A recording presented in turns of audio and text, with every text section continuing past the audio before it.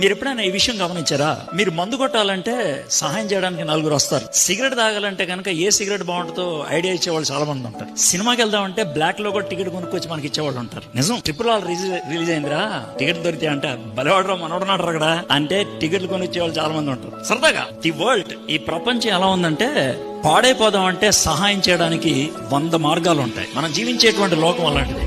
కానీ ఒకవేళ వీటిలో ఏది మానేద్దామన్నా మనల్ని పిచ్చోడు చేసేవాళ్ళు చాలా మంది ఉంటారు. నేను సినిమాలు మానేశానంటే ఇప్పుడే వాల్టేర్ మెంటల్ ఆసుపత్రి నుంచి బయటకు వచ్చిన వాళ్ళు చూసి వెళ్తాను. డౌట్ లేదు. ఏం మాడుతున్నాడు నువ్వు?